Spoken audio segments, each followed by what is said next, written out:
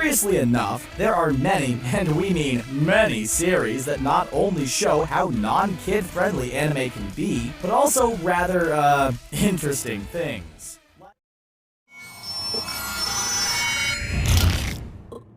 Craving for ice cream, pizza, or perhaps human flesh? If you answered yes, you are either a cannibal or a ghoul. Who knew? Ken Kaneki learned the hard way of having to change his diet as a harmless date turned into the path for a radical transformation.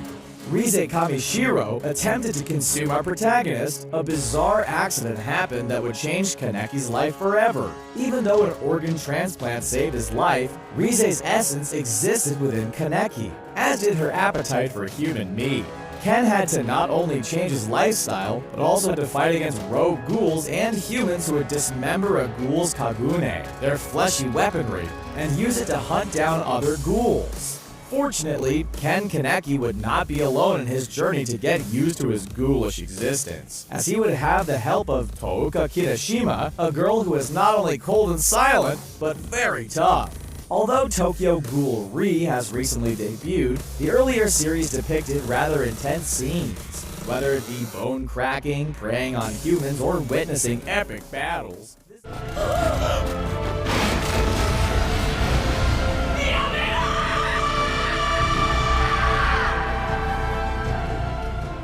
Attack on Titan deals with the ordeal of human extinction, the pain of loss, and turning into a giant freaking Titan. You know, the usual. The 2013 release of Season 1 was critically acclaimed and developed a huge fan base rather quickly. Although the series has deeply emotional moments, an amazing soundtrack, and animation, it doesn't take away from the intense violence that this series portrays. Eren Yeager, the protagonist, is not only met with a task to save humanity from the bizarre and awkward-looking Titans, but also has to learn to control his mysterious ability to transform into a Titan himself. Luckily, he is not alone, as he is joined by his love interest, Mikasa Ackerman, his brother-in-arms, Armin Alert, the brains of the group, but also many other survivors who have vowed revenge against the Titans. Whether it be humans being swallowed whole, torn to pieces, or painfully eaten by the Titans, there is no shortage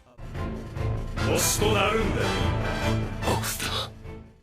High School DxD is mostly centered around teenager Issei Hyodo, whose goal is to become not only the master of the Red Dragon Emperor's insane power, but also to become a harem king. He becomes a pawn within Rias Gramarye's army, but also develops a bond with the women within the House of Gramarye. Although this series is vastly less violent and more comedic than Elfen Lied or Attack on Titan, it makes up for its R-rated content by including lots and lots of fan service. One might think that losing a friend in battle would give Issei a boost, similar to that of Goku becoming a Super Saiyan after losing his best friend Krillin. But no, it's actually the bust of the women within the series. Within the 3, soon-to-be 4 seasons of the series, Issei not only becomes far stronger with the power of a literal dragon, but forms meaningful bonds with the innocent Asia Argento, the cold and hard-to-get Koneko Toujo, but also the very straightforward Akino Himejima. If your parents are approving of a guy touching a woman's chest in order to become stronger and fight off demons and deities, then maybe High School DxD is for you.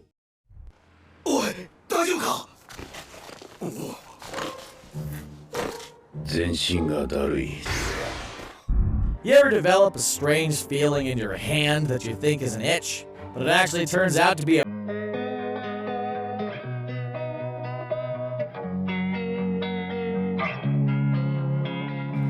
Losing time, I'm fading fast. I just wanna make it last. Try to let go of the past. I close my eyes, embrace the blast. Sleepless nights and headaches stack. Restlessness to hell and back. What's my purpose? What do I grab? A slippery surface, a heart attack. And sometimes you just gotta believe there's something that'll give you relief. There's something that'll have what you need. What you need.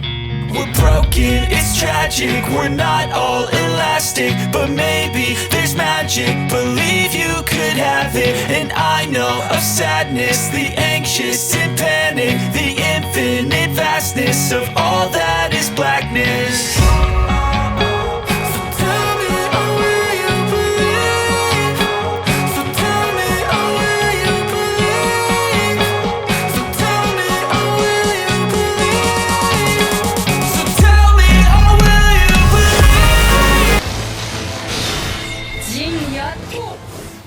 series is very refreshing, as it combines the common shonen trope of transforming to defeat a strong opponent, fan service, but also out-of-this-world comedy.